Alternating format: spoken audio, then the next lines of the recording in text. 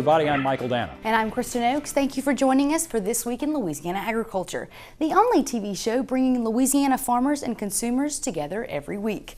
Well, it is official. Agriculture is now the most dangerous job in America, passing up the traditional leader, coal mining. According to the Department of Labor, 475 people died in agriculture-related accidents across the United States in 2012. But Louisiana farmers are working to reduce that number. TWILA's own Avery Davidson now takes us up to the Arklatex to tell us about a new safety program that is already saving lives. Hi, I'm Avery Davidson, and boy, am I in a bit of trouble. That was just 5 seconds in a running grain bin. Wow.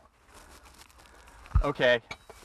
Yeah, I can't move my legs. It's that kind of accident that happens far too often, but with fatal results. That's why these farmers in Caddo Parish are learning about grain bin safety from this man, Dan Neenan. He is the director of the National Education Center for Agricultural Safety.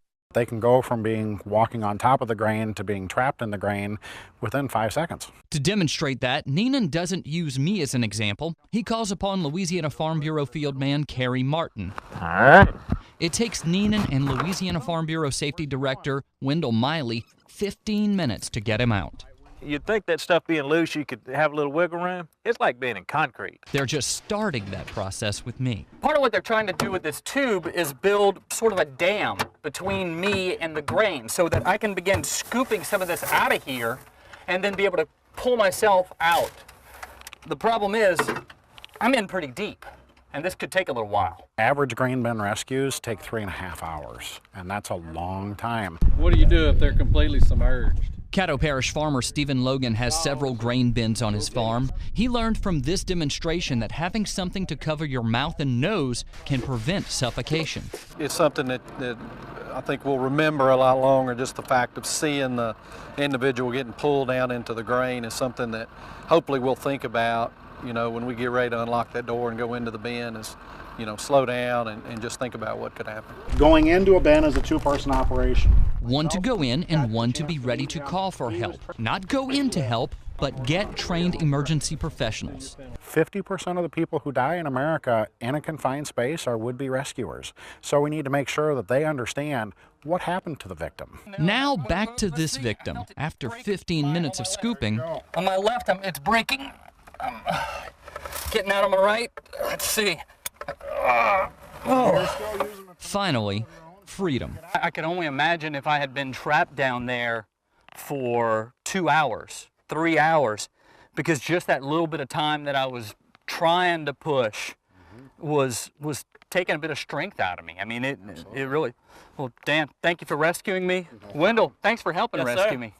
And hopefully, I never have to do that again.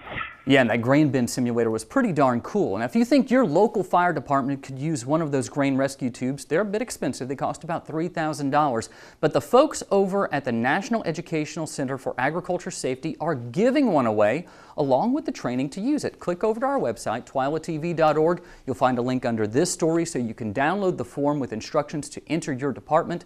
They'll pick the winner at the end of April. And Mike, Kristen, I really think it was that simulator when they saw me and Kerry Martin get stuck in 10 seconds. And it wasn't even up to our waist. We couldn't move our legs at all. Our shoes, our pockets were filled with corn.